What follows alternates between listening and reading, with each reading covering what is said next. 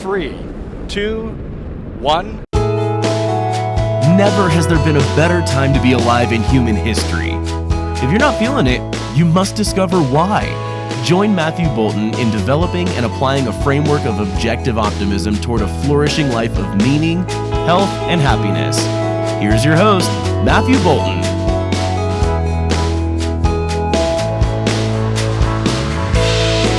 Hello everybody, how's it going? Welcome to Mr. Brightside. I'm Matthew Bolton. So today's show is called Kobe Reactions and an Optimistic View of Death. So if that sounds a bit like a contradiction, what do you mean? A hopeful view of death? A positive view of death? How does you have such a thing? No. I mean more of an objective view of death, because on the show Mr. Brightside, optimism here refers to what I call objective optimism. And if you want to know more about what that means, you can I always refer people to my essay online, What is Objective Optimism, including some revised excerpts of that to present it. And also the episodes 2, 3, 4 of this podcast present that in a 3-part series. So we'll look at that later, what that means. Now, this show is recorded over a couple weeks after the tragedy involving Kobe Bryant. And so this is not just one of those kind of immediate reaction shows where I kind of share what I'm feeling right at this moment, which was a lot of things. But I do want to comment on Kobe in general, on some of the reactions I got from commentators and people that he knew and people in general in social media, some of that stuff. And just thinking about the whole context of the situation. So obviously I've thought of a lot of things over a couple weeks about this, especially from the beginning to now. It's a lot of various things, but I'm going to narrow it down to kind of 4 main points. The first point has to do with metaphysics, and that means one's view of in relationship to reality. And I think that this event, for a lot of people who hold a pessimistic view of life, might see this tragedy as a confirmation of their own metaphysical worldview, which kind of views catastrophe as the norm, right? They might say, well, this event just, of course, see, this proves that my kind of fears and apprehension about the world are founded and they're validated by this case. And I'm saying it's quite the opposite. I'm saying from an objective optimist viewpoint, this actually proves that catastrophe and calamity are the exception, not the rule. This event was a tragedy. This event was unbelievable to many people. A lot of people report getting the first news of it and thinking it was a joke, some kind of hoax, right? These things don't happen, they thought. And then later they had to go and find other sources before they actually believed it.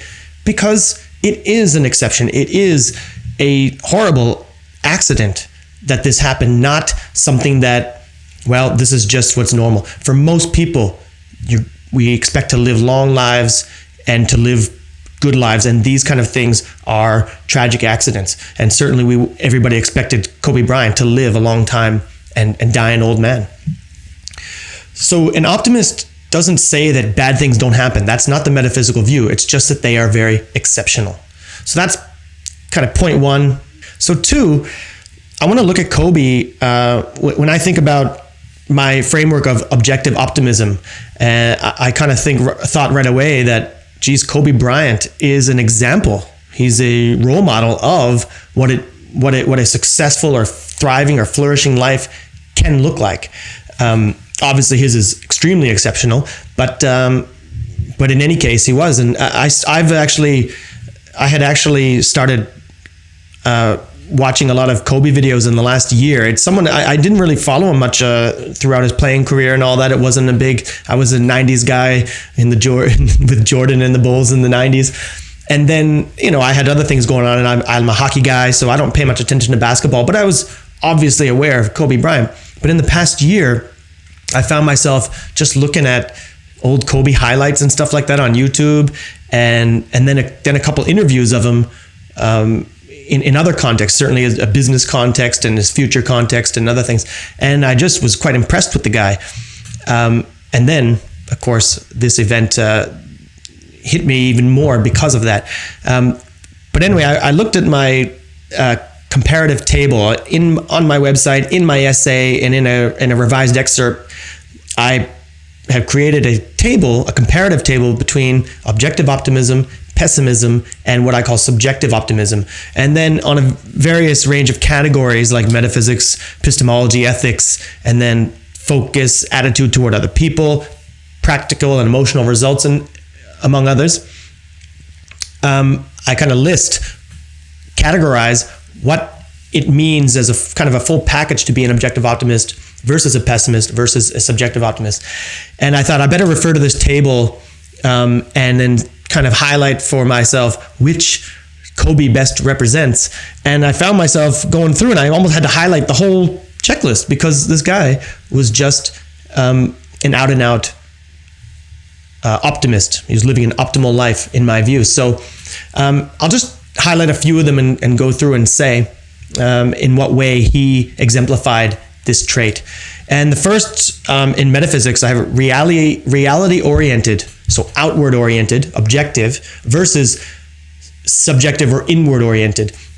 And he certainly was reality oriented. He didn't look within himself to think like, do I have some kind of innate talent, or do I have what it takes to be whatever? He just shot 1,000 shots before practice started, right? And among many other amazing things that people talk about that he did all the time in the way of training and freak training.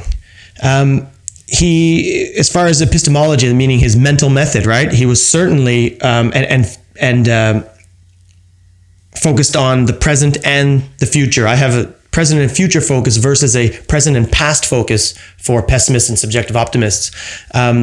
He didn't live in the past, right? He was completely focused on what he could do today to affect his future. He also looked to the future about what's my next challenge, and also today, what can I do to take a step toward that? And he didn't sit back and go, he could have easily go back and go, couple championships. He wanted 3, he wanted 4, he wanted 5. He can look back and say, look at all the good things I did already. He didn't do any of that. And in fact, to even look at his most recent interviews and his anything to do with and his projects he's looking forward to, he's really focused on how he can be a better family man, and plus some business ventures, which I don't know all the details of, but certainly he was really looking forward to all of that stuff. And in fact, I've heard him say something like, if his future ventures are not more successful than his playing career, he'll consider that a failure. And that's just amazing, right? So he's certainly not resting on his laurels or living in the past in any way. Present and future focus, this guy. And as far as ethics, meaning his goal of life or his guide to action, right? This is what we call that. It's got here, I have gaining values / flourishing versus not losing values or focus on survival or security, right? So he's certainly a guy who's not, risk averse. He is willing to take on the responsibility, which is another point here I'll name. And he's interested in gaining values. He's interested in putting himself out there and taking the shot or taking the responsibility on his shoulders to gain the win, gain values, gain his own, mastery or whatever the issue is. And, he's not scared of just losing what he has already. The other ones in this are progress, purpose, control, responsibility, deliberate, proactive, self-esteem. All of these in the ethics category, he has them all. I highlighted them all. He's all about building. He's all about purpose. His purpose was to be the best basketball player he could be, and maybe ever, is what his focus was. And then his focus, his purpose after his playing career was, again, to be a family man, be a great father, and to be a great business person. Control, as I said, he believed he had control over things. He controlled what he could control and didn't give in to determinism. Responsibility versus victimhood. He wanted the ball. He wanted the responsibility for his own life. Deliberate, proactive, and then self-esteem is more a result of all of these other things. This guy had a real self-esteem, not just, I'm famous, people like me, and therefore I guess I feel kind of good about myself. No, he had all of these reasons: purpose, responsibility, purpose and reason, responsibility, all of the things that self-esteem requires. And he had a real earned self-esteem. And you could just see it in his carriage. So another one, choice of focus. I have here an abundance mindset versus a scarcity mindset. And certainly this guy had an abundance mindset. It wasn't just, well, yeah, of course he does. He was rich. Well, no, not because of that. It's just because he doesn't even think about that. He's looking to build a bigger empire than he kind of built with his playing career and all the wealth that came with all that and success that came with that. He wants to build more, not because he feels that's scarcity and he needs to get more because he's scared, no, just because it's all about the doing for him. And, life feels abundant for him.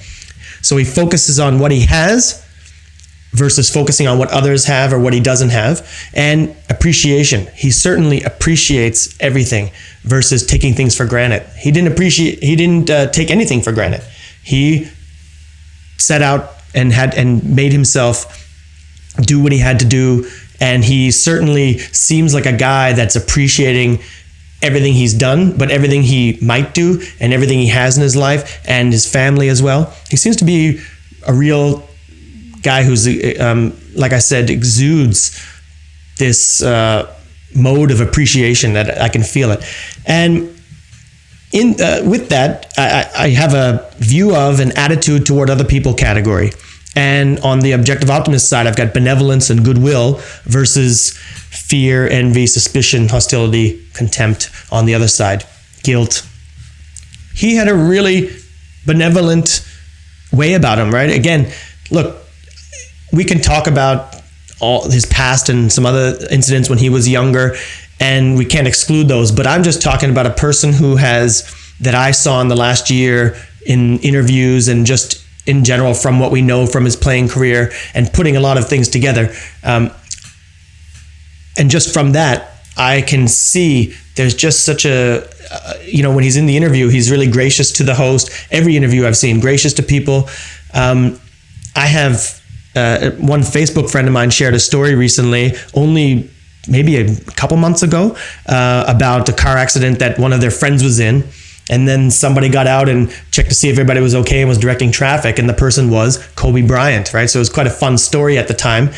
And then, of course, he stayed around and was directing traffic, making sure everybody was okay. And he stayed until the police came and gave his statement and just made sure everything was taken care of before he left. And a person could easily, like Kobe could say, I'm Kobe, I'm busy, I check, see what's going on and keep moving on. Somebody else take care of this. But he didn't. So I'm a big, I'm all about non-sacrificial charity, right? I don't believe in sacrificial charity, but for that's not a sacrifice to stop and get out and spend some time. That's just an expression of goodwill and benevolence, which I think he had. And if you want to know more about what I mean by that kind of benevolence or that kind of goodwill or that kind of kindness, you might refer to the previous episode 6, which is called Be Kind. And I explain what I mean by all of that. And you can judge for yourself whether you don't think he was a proponent of that or a good role model of that. The final thing I'll just mention on this whole chart is the practical and emotional results, which I can see are confidence versus resignation, despair, or uncertainty, optimization and flourishing versus failure or regression, and happiness versus depression or anger or guilt. He was a confident, happy guy who lived a flourishing life. I mean, again, it's just, you could just see it in everything he did. He seemed a guy who was really happy with what he was doing, comfortable in his own skin, gracious to people, and feeling like he really loved his life. I just got that sense from him when I was and looking forward to what he was going to do, etc. And just with all that, he just seemed like he was a happy, confident guy, not an arrogant guy, not someone who's basing it on something else. He just seemed, and you could see in he looked healthy. He just looked comfortable and healthy and happy and everything. So this guy is an exponent of objective optimism as far as I know about him and as far as what I could see judging from interviews and his stories about him and etc. Now, one point about this about being an objective optimist, right? You don't have to be Kobe Bryant, right, to be to be an objective optimist. It's not something that's unattainable for regular people or something, right? I'm an example, I think, of objective optimism. I think that I'm living a flourishing life, and I try to hint about that as I go along through the show, right? You don't have to be on top of your profession or your field, or it's not anything related in relation to anybody else. It's just you got to be on top of your own game. That's what it means to be an objective optimist. Control what you can control and do your best. There's no like mystical or intrinsic kind of person you have to be, or some shape that it looks like. Like, I don't look at what is an optimal life for Matthew, and then and it looks like this one thing, and then I have to kind of find what that is and then try to be that. No, it can look like a bunch of things. I don't know what the future, what kind of opportunities are going to exist in the future. So, and I don't know what it can look like. And I've got my interests and things, and that's going to shift and vary as I go along, and different things will come up that are going to shape my path. But, and I want to build a life that I think is exciting and enjoyable and challenging, and purposeful, and leads me to happiness. So that's the same for everybody. You create that thing. So when I say that Kobe's an exponent of objective optimism, again, you don't have to be, famous and on top of the world and be a superhero or something. So the third point has to do with death itself. And I want to look at the idea that while Kobe had a lot of future plans and potential that went unfulfilled, and we can all regret that, Kobe himself can't regret that. He's not here to regret that didn't happen. And I know, because and especially imagine even his daughter Gianna, right? She was going to be a WNBA player, and it looked very much like she was going to be able to achieve that, and she was all looking forward to that, and now she doesn't get to do that. This is a tragedy, but I want to offer the idea that it's not so much a tragedy for them. They're not aware that they didn't get to do that. Now, let me go a little further. So I always say this myself. I've said this for years well before this event, to my wife, the idea that I'm happy now, and I wouldn't regret that I didn't get to do the things that I wanted to do. I wouldn't be aware that I wouldn't get to do them. So like, I have a lot of things I'm looking forward to. I'm really enjoying building this show, creating, sharing these ideas, and I'm really looking forward to the kind of conversations I can have, and some of the people I'm going to be able to meet and discuss, powerful ideas with, and enrich my life, and the places my wife are going to get to go, and the places we might live, and the things we might do. I talk to her all the time about our future plans and how exciting they are, right? I've said in another post or something, or I've said, it's going to be so awesome when we're 50, right? And I say, it's going to be awesome when we're 60, right? I just keep looking forward to so many things. And I'm also enjoying it right now as I take steps toward those things every day. I just enjoy my life every moment. So I'm happy at this moment, and I've been happy for a while. And if I were somehow tragically to be wiped out today, then I wouldn't regret it. And of course, my wife would be here to regret that I didn't get to see those things, but it just wouldn't. I lived happy until the last moment. I had a happy life. That's how I would look at it. I always say here that like life is happening now, right? There's only the present, and in a way, only the present is. The future is a potential. So it isn't, but it's a potential, and the past isn't. It was, right? So the past is a fact. So in that way, it is, but it's not real. Only the present is happening, and it's happening now. So, I said before that on another show that happiness is not a point to be reached, and then I haven't reached it yet, and then when I get there, it's going to be so great. Happiness is something you should be experiencing today and now, and if you are, then even if tragedy occurred, you wouldn't say it, but others could say of you that you lived a happy life until the last moment. And I think we can just take a little comfort in that. And in that way, I don't fear death, right? Because I'm not going to experience death, my death. I fear other people's deaths, right? People that are important to me. But I don't fear my own death because I won't be there to experience it. I'm only experiencing life until now. And something could happen right now and I wouldn't know any better. And it's unfortunately, it's left for other people to experience the loss of someone in their life that they love. And it's not comforting to the people who have lost people in this tragedy, but it is something to think about in your own life, and to not regret so much about, poor Kobe in that way. He didn't get to do this. Well, he got to do everything. He was looking forward to it, and then that's that. And in that way, I feel like it's only other people like us who we now must experience our lives without seeing the inspiring things that he might have built or his daughter might have done. So it's, in that way, it's our loss. And of course, for his family and people close to him, it's an even bigger loss. And the idea right there that it was a greater loss to his family is kind of relevant to point 4. And point 4 has to do with the idea when the news story first came out, people kept hearing Kobe, his daughter, and 7 other people. And a lot of people had a problem with that 7 other people part, because there was an implication that they're not as important as Kobe, etc. And I just want to sort through this for a little bit, and I hope, just hear me out, full context, before you crucify me about this. I don't want to be canceled before I've even started to build the show, right? But just really hear this out. I think the issue has to do with objective value versus intrinsic value.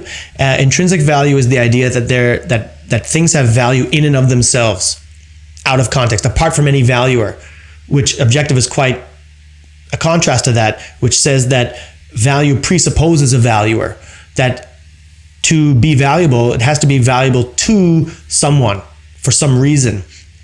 And in that way, in the intrinsic way, it is true that nobody's any more valuable than anybody else. And that's why we all have equal rights, and we all equally deserve to be free and pursue our lives the way we want, because nobody, the universe doesn't value me over somebody else, or Kobe Bryant over someone else, because whatever. But people do, right? I'm more valuable to my wife than other people are. She's more valuable to me. Kobe was more valuable to his family than other people are. And the same goes true for the families of the other victims. They were more valuable than Kobe. The news story to them wasn't Kobe Bryant got in an accident. The horrible news to them was, and relevant news was, this person that we love is gone. And that's, it's quite a horror to think about that, but that's what it is. So I'll put it this way, and this was, again, hear me out, but I'm saying if Kobe wasn't on the plane, it wouldn't have been big news. The news story would have been 7 people crashed into a mountain in a helicopter, and the news story would have been because of the freak and dramatic nature of the accident, but not about the people. But here it was part that, but mostly the story was Kobe Bryant is dead. And why? Because he is a value to us. He's someone that has affected our lives in some way. I mean, some people might say, I don't really care, and that's fine if you don't. But that's why it's big news, because he's someone who made an impact on our lives. And the other ones are people that we don't know as much. Now, it doesn't mean, when I think about the families, my stomach does get twisted in frustration at what they must be feeling. But yet, I'm not going to say that I feel the same thing as when I consider what it was to Kobe, and it wouldn't have been a news story as much to me. Look, I'll put it this way too, to help myself out here for a minute. This turns out it's the second time I've mentioned it in 2 shows, but it just seems to be relevant again. My own father died in this past September, and that wasn't a news story, and nobody cares, right? Outside of people who knew him. And there's nothing wrong with that. And I know that if somebody were to meet me, and even if they didn't know me beforehand, and then somehow it came, like they learned that was true, they would properly offer condolences and maybe feel something for a moment, but probably thinking about imagine if that was me and how he must feel, and they empathize and offer condolences, and that's fine. But they wouldn't really consider it after they left. And again, there's nothing wrong with that. Now, I'm not saying here that I'm not here trying to say, so people who are going out of their way trying to name the 7 people that you're all wrong. No, that's fine to do that. My point is more that we shouldn't feel guilty for not naming them. And more, I think that in some of the ones, certainly not in all, but in some of them, there was some kind of shaming of other people who didn't name the people or act like they were just as important to them, or that it wasn't equal news to them, right? Almost like there was an attitude of like, oh, it's so disgusting that they didn't name the other people, and they it's almost like a virtue signaling of sorts, and they're trying to act like they're superior to these heartless others who didn't do that. And that view to me just made me a little bit like, come on, like you have to respect that it is different. They're not the same 2 people. So anyway, that's kind of where I go in it. I don't know. Bottom line is, it's okay to say that Kobe meant something to you personally, and that's why you felt it, and don't feel guilty about the other thing. But I don't know if that's the best thing to close on, because now I don't know how that's going to sound, but I hope you see the point there. Let me go and review the main points one last time, just so we kind of get a sense of what the show was and is about. Number 1 was that the pessimistic metaphysics is not confirmed by this tragedy, but rather it's the objective optimist metaphysics which is proved. Catastrophe and calamity are an exception, not a rule. Number 2, Kobe is an excellent concrete example and role model of objective optimism, as far as I can tell. And you can review what I said about that. Number 3, the idea of death. You live until you're not here anymore. You live your best life. You become happy today. You optimize as much as you can with every day you have. And if you do so, well, you'll certainly have nothing to regret, as I said. But even those who love you, who remain, will have less to regret if they know that you lived happily until the end. And I hope that that's what I can offer to my wife or anybody else who loves me, that I'm happy now and I'm doing it right till the very end. And I hope you guys do too. Number 4 is, again, don't get behind this shaming of others for not valuing people they don't know versus someone that they do know and who's touched their lives. People feel a real loss in this, and it's not wrong to feel a loss, and you don't feel guilty that you don't feel a loss with the other victims. So there it is. If you have questions or comments about today's show or any show, please send them to matthew.asknow@gmail.com, matthew.asknow@gmail.com, and I'll always look forward to those. I'll also look forward to guest recommendations. If you have anybody you think I might like to talk to, and that you think that you would like to hear me talk to and get something out of them, obviously you can go to matthewbolton.blog, which to kind of get all information, keep up to date on everything, including the podcast and the blog and whatever else is happening.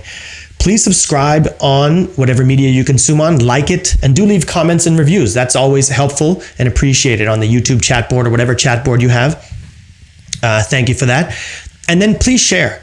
If you have anyone you think would enjoy or otherwise find value in this show or any other show or the show in general, let them know. The more people we can connect with, the richer this conversation will be. So that's it then. Let me leave you with this idea. One thing this event does, it really makes all of us focus on appreciating our own lives and the beauty and wonder of the things in our lives and of the people that we love. A lot of people kept reporting that. They would say, they said after this happened, they just called up people they loved and told them that they loved them, because it made them think and appreciate that things are good. We are here and there's lots to enjoy. This event reminds us that we have one shot at this thing, right? So let's not waste any time. And remember, you don't have to be Kobe or any kind of superhero to live your own optimal life. You just have to be on top of your own game. Until next time then, I'm Matthew Bolton. All the best to you and yours. Mr. Brightside, your time out to refresh, refuel, and refocus your mind and energy toward building an optimistic framework for flourishing. Life is good. It's up to you to choose the bright side.